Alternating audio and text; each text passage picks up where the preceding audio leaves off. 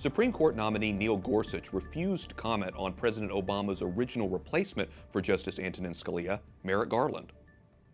He's an outstanding judge. Do you think he was treated fairly by this committee, yes or no?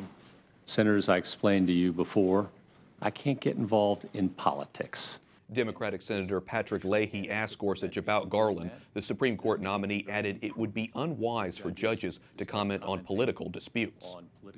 For more analysis on Judge Gorsuch hearings, we're joined by Carrie Severino, Chief Counsel and Policy Director for the Judicial Crisis Network. Carrie, do Democrats really believe Gorsuch is not a great pick, or are their objections really partisan? Well, I think he's the kind of person that under different political circumstances would have gotten a unanimous vote, just like Justice Scalia did. But in this year, when everyone is so frustrated about the election, you've got Democrats that are really using this confirmation hearing to lay the groundwork for gridlock.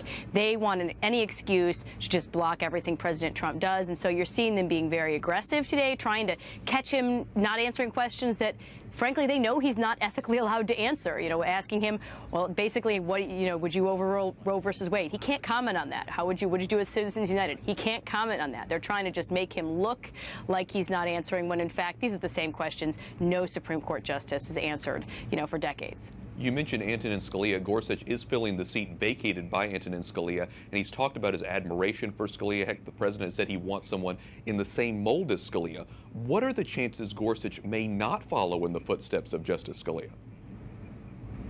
Well, look, you've got someone on the court for a life term. You never know exactly what they will do. That said, he was chosen, obviously, with Justice Scalia's legacy in mind, and so he has someone who has applied in 10 years so far on the bench those same kind of principles. I think that's good evidence.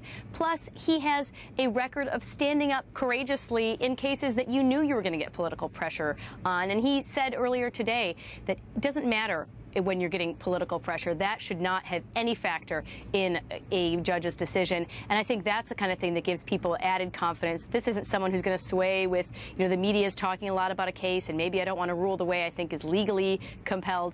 He's someone who seems like he's going to stick to his guns and has the courage to stand by his principles. Well, noting that, how do you see Gorsuch fitting into the Supreme Court? How do you see alliances shifting, if you will?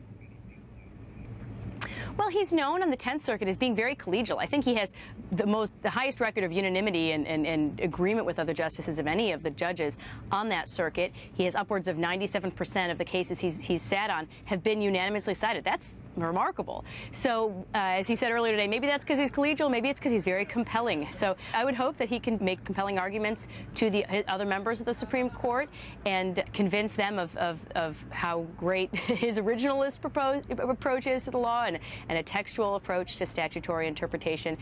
We also know that he has a good relationship with Justice Kennedy, who he clerked for many years ago now. So I think that will help to ease his transition into the court and get to know all of the other justices even better. Carrie Severino, Chief Counsel and Policy Director for the Judicial Crisis Network. Carrie, thanks so much for your insight. Thanks for having me.